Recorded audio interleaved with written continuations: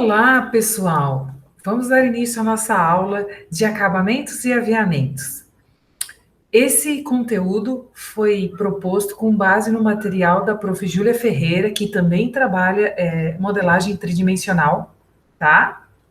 E a gente vai dar uma olhada sobre esse assunto. Quando pensamos em uma peça de roupa, podemos imaginar que há sempre tipos de acabamentos específicos para serem aplicados. Os acabamentos de uma peça são os detalhes que finalizam tanto as pontas e aberturas das peças, quanto a visualização que temos da parte interna da peça. Ou seja, os acabamentos e aviamentos, então, eles podem ser tanto as pontas, as finalizações, quanto a parte interna, né? Você conhece a qualidade do trabalho da roupa, daquela confecção, daquele produto de vestuário que você adquiriu, de acordo com esse acabamento que a peça mostra. Tanto é que o lado mais importante do bordado é o avesso. Então pense nas suas peças de roupa, observe o que você tem no armário. Você consegue identificar esses tipos de acabamentos? Debrum, revel, forro, cos. A gente vai dar uma olhadinha nesses assuntos agora, nesse conteúdo. O que é o debrum, friso ou viés? Esse é um dos meios de dar acabamento a uma peça mais comum e barata para a indústria. Normalmente, aplica-se o debrum em peças feitas de malha, pela sua facilidade de instalação. Em aparelhos de cobertura, ele confere um acabamento que impede que o tecido daquela área se desmanche ou enrole, sendo principalmente usado para decotes e cavas. Então, gente, ele pode ser usado tanto para malha quanto para o tecido plano. Na indústria, algumas empresas utilizam uma nomenclatura muito específica, às vezes estão falando da mesma coisa. Então, é importante, quando a gente está trabalhando numa empresa, prestar atenção em qual a nomenclatura, o que as pessoas estão prestando atenção sobre isso. Tá? Que é o friso. Aí quando a gente fala em friso, qual é o aparelho? O aparelho para malha é vira duas vezes, é o aparelho 3 centímetros, vira uma vez. Então, existem vários, infinitos, tanto para over quanto para cobertura. Existem aparelhos para muitos produtos, né? Para todos os tipos, o que você imaginar. Aqui na minha região, existe até um profissional que desenvolve o aparelho de acordo com o acabamento que você quer, caso não exista no mercado, tá bom? E o viés, ele é comumente usado no tecido plano. Você pode ver isso, às vezes, em blazer. Às vezes o blazer não tem forro, mas ele é todo acabado no viésinho, tá? Numa fita que cobre a costura das emendas entre as partes, entre os recortes do blazer, no caso, né?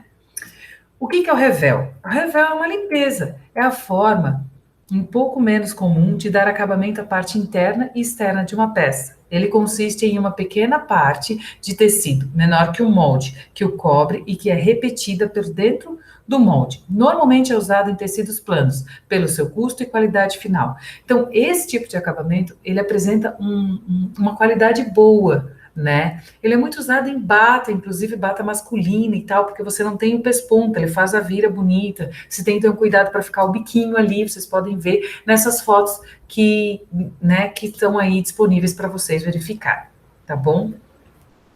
Agora a gente tem o forro. O forro é um tipo de acabamento mais completo e requintado de uma peça, sendo usado normalmente para peças sociais ou de alta durabilidade em tecidos planos. O forro, além de consumir muito tecido por ser basicamente uma segunda peça, exige do operador bastante conhecimento de costura para os seus embutimentos. Então, além do seu conhecimento para embutimentos, nós também temos forros. Aonde nós temos forros? Nós temos forros no top de fitness, que muitas vezes ele é duplo, até para não ficar transparente, né? Que existe isso. Nós temos forro na parte de moda praia, né? Que aí nós temos um outro tipo de produto, mas às vezes o forro pode ser do mesmo de fora. Se o produto não for o mesmo tecido, o forro, no caso, não for do mesmo que a parte externa do produto, ele precisa ter mais ou menos a mesma quantidade de elastano, a mesma performance, eu vou falar assim, né? Se ele é 100% algodão, o forro precisa ser 100% algodão, para que quando lave, quando costura, ele não venha a deformar. Entendeu? Isso pode acontecer se ele não tiver a mesma composição, tá? Inclusive a mesma composição, gramatura, enfim, tem aí vários detalhes do próprio tecido que isso pode trazer diferenças, tá bom? A gente tem o cos. Normalmente o cos vai dar acabamento às peças Bottom, como saias, bermudas, calças. Cos consiste em uma tira de tecido com um tamanho a definir pelo modelista, que será aplicada à peça, adicionando comprimento à cintura. O cos pode ser ainda do tipo reto ou anatômico. Então, como que é esse cos? É reto ou anatômico, anatômico é quando ele se ajusta à cintura, certo? E o cos comum, ele é usado e ele é muito de acordo com a altura desse cos, ok? Aí a gente vem com a bainha. A bainha é o mais comum dos acabamentos, é usado em malhas e tecido planos, cada um com as suas especificações. Bainhas podem ser duplas ou simples e cabe ao modelista interpretar o tamanho ideal para cada modelo e tipo de tecido. Então a gente tem a bainha para o tecido plano, tem a bainha para malha. A gente, inclusive, existem peças cortadas a fio no mercado, né, que fazem parte da tendência de moda. E o que acontece? Inclusive roupas íntimas nós temos peças a fio, que aí nós não entramos na parte da bainha, mas para a peça ser a fio e ela não ir, porque mesmo que um jeans seja cortado a fio, se você não faz uma linha de costura, ele vai desfiar, ele vai abrir, vai subir, vai ficar cada vez menor. Quanto mais você lavar, se não tiver algo para parar esse desfiado do tecido, ele vai desfiando, né? Então precisa ter um cuidado no manuseio, caso a calça não tenha, então, essa costura para segurar esse desfiado. Além disso, quando pensamos em uma peça, precisamos pensar em formas de essa peça vestir no corpo. Comumente usamos do seguinte: usamos do quê? Usamos de zíper. Gente, o zíper é um dos recursos mais comuns a serem aplicados em uma peça de tecido plano. Apesar de poder ser usado como um adereço, quanto funcional, ele deve abrir da menor para a maior largura do modelo, possibilitando a passagem da peça para o tronco. Eles podem ser de metal ou plástico e ainda invisíveis ou comuns. Então, gente, existem vários materiais que a gente usa, né? E ele pode ainda ser tratorado, tem de vários tamanhos, e esse zíper precisa ser ajustado ao produto. Ele pode ser aparente, invisível, onde você só vê o, o fechinho, né, o acabamento para poder puxar, abrir e fechar o zíper. Ele pode ser, então, tratorado para uma jaqueta mais pesada, de inverno, enfim, né? Mas ele é usado para que traga vestibilidade à peça, né? Para que eu possa vestir, abrir a peça, colocar no meu corpo e fechar essa peça. E aí a gente pode usar os botões. Tem a mesma função do zíper, sendo usado principalmente em camisas e acabamentos de costas. Seus materiais são variados como massa, acrílico, osso ou metal. Vocês podem ver nessa foto, a gente tem essa camisa. Normalmente as camisas, os botões são colocados de 7 em 7 centímetros. Isso é padrão. Mas quando você sai do padrão, você pode colocar dois botõezinhos menores juntos, um separado. Existem várias formas de você inovar no produto que não seja especificamente no modelo, no molde, pode ser inclusive nesses acabamentos, ok?